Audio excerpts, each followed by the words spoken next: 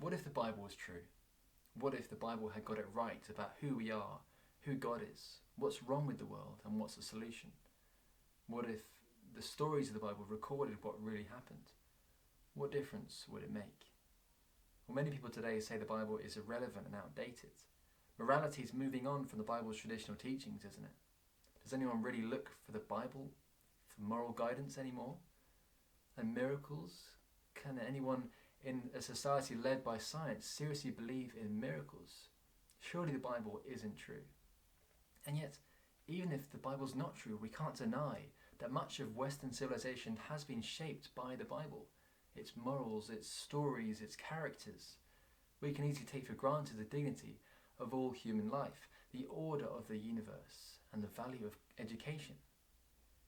Like many other strongly held intuitions, these are things that we hold in the West, but have been shaped by the Bible and brought to us by the Bible's teachings.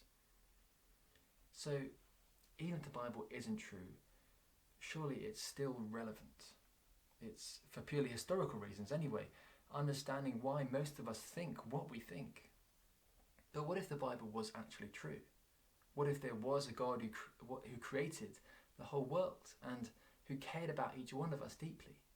What if we were essentially broken but made for so much more?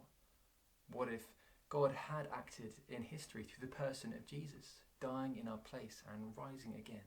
What difference would it make? Well, can you imagine if the creator of the cosmos wanted a personal relationship with you? Can you imagine knowing the security of God's love in this pandemic? Can you imagine having a hope for life beyond death? Hope for a world without suffering and struggle? If the Bible's true, it makes all the difference. It means one day people will be treated equally. Pain isn't pointless. Love can last forever, and you don't need to feel lonely. As a Christian, I believe the Bible is true. Poetry, parable, and proverb are true in their own way, but I believe the Bible records what really happened, miracles and all. I believe its big claims about reality, about who we are, who God is, what's wrong with the world, and what the solution is. I believe they're true. And I believe it's a good reason to think so. Various archaeological findings have confirmed the Bible's key details in the biblical stories.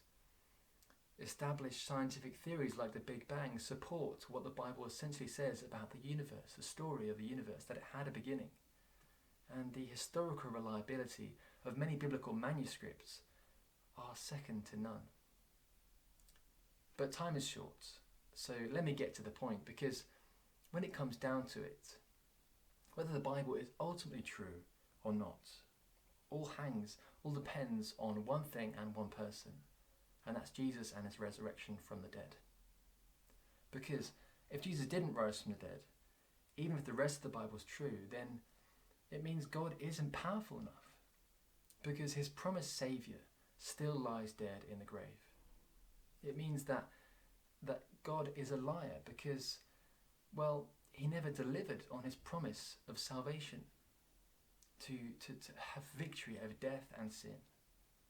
And there would therefore be no hope beyond death. It all hangs on Jesus' resurrection. Without it, the Bible remains incomplete and inefficient. It lacks its culmination.